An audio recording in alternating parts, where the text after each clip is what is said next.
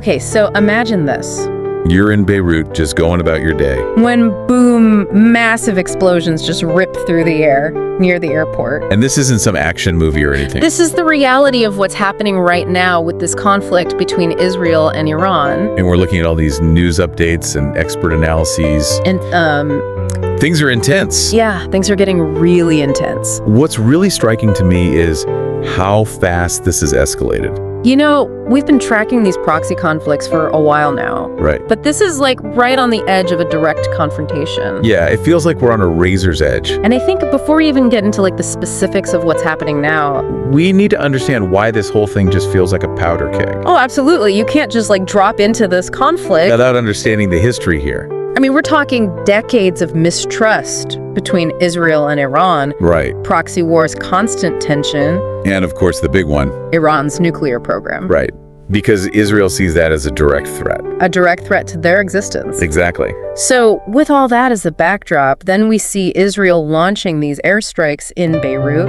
And it wasn't just random targets, They right? were very deliberately placed these strikes. Very close to the airport. But even more deliberately, they were targeting Hashem Safieddine. See, that name right there is significant. This isn't just some Hezbollah figure. This is a guy they're saying could be the successor to the entire group's leader. Wow.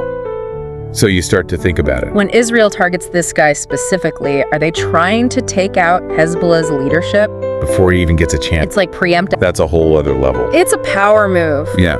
And I can't believe I'm saying this. Iran's response was even more intense. Nearly 200 missiles. Launched towards Israel.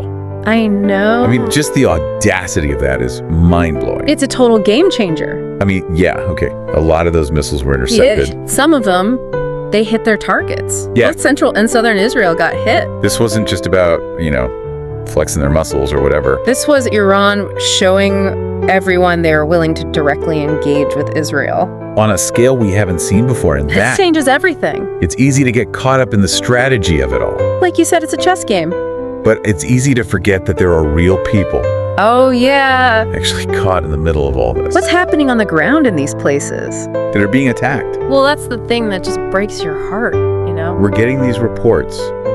At least 37 people killed. In those Israeli attacks in Lebanon, Oh, God. and realistically, that number is probably going to go up, And we have to remember, these aren't just statistics. right?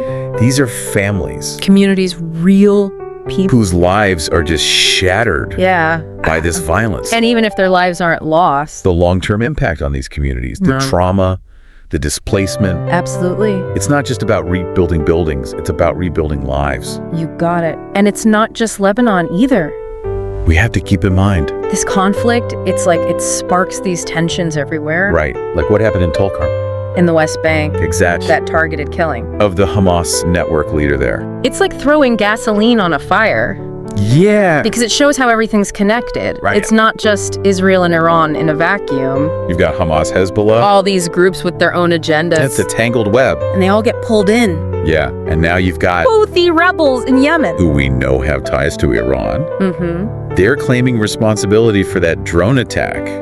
On Tel Aviv. See, that's what I'm saying. This thing can spread like wildfire. Yeah, it's scary how quickly this could just become a much bigger problem. Because that Houthi attack, that's a prime example. That this isn't just a regional conflict anymore. Right. This has the potential to draw in so many other players. And then we're talking A about... full-blown regional war. Okay, so that's terrifying. Yeah. So we're talking about a region that's already really unstable. Right. What would a wider conflict even look like? I mean, honestly, the consequences are unthinkable. And not just for the Middle East, but for everyone.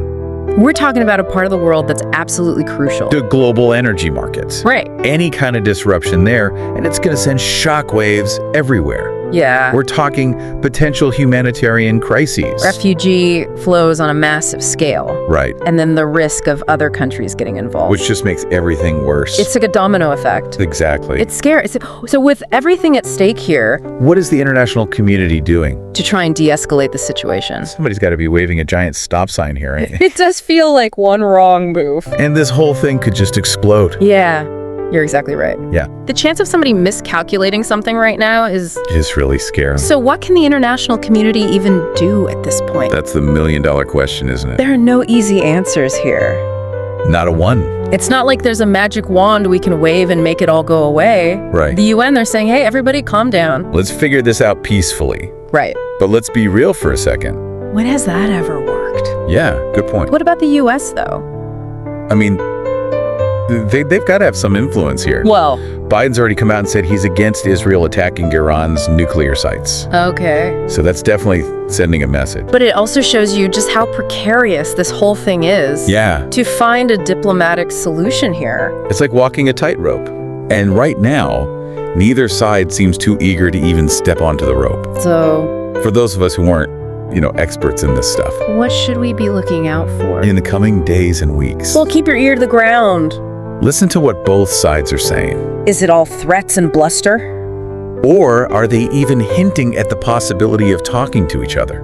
Oh. And watch for any signs of diplomacy. Back channel conversations. Right. Those are the things that give you a little bit of hope. So any military action's a bad sign. Yeah. Anytime you see those airstrikes, Or those missiles flying. it just makes things worse. We can't just tune it out. Right. This isn't just another conflict somewhere far away. This has the potential to change everything. It really does feel that way. It's scary, but I always think, knowledge is power, right? I think you're right. The more we know about this, the more we talk about it. Maybe it'll encourage our leaders to actually try and find a peaceful solution. I like the way you think, If history has taught us anything, it's that talking even when it's hard. is always better than fighting. I think you're right about that. Well, that is all the time we have for today's deep dive into this incredibly complex and frankly terrifying conflict. But this conversation doesn't end here. Keep learning, keep asking questions. And let's all hope for a more peaceful future.